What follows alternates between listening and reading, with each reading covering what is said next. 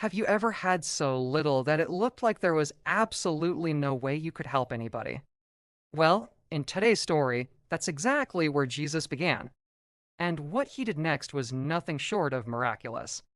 It all started with 4,000 people who were hungry and tired after following Jesus around for weeks. They wanted to go home, but they needed food. They had nothing. Jesus knew this. And although he had just fed this crowd of 4,000 men just a few days prior, he knew they still didn't have anything to eat. So he asked his disciples, "Do you have any food here?" But they didn't. All they had was a little boy's lunch, 5 barley loaves, and 2 fish.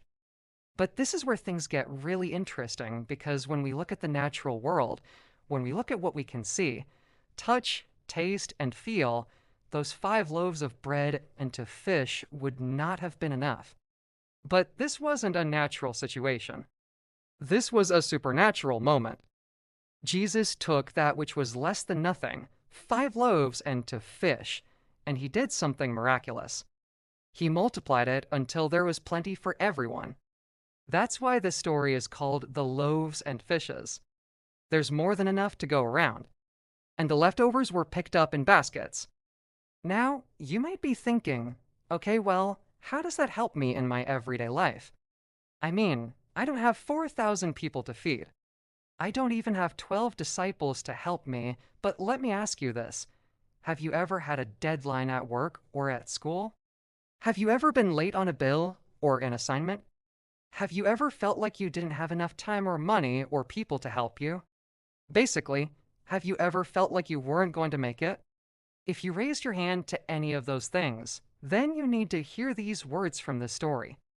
When it comes to our faith, we serve a God who takes what seems to be less than nothing and multiplies it until there is more than enough to go around. You see, the disciples thought they were about to disappoint Jesus. They thought they had nothing to contribute. But when they gave him what they did have, he took it, blessed it, and multiplied it. I know things might seem really bad right now. You might feel like you are falling behind, or that you have fallen through the cracks, or that you don't have enough of what it takes to get the job done. But I want you to remember the loaves and fishes. I want you to give Jesus what you do have.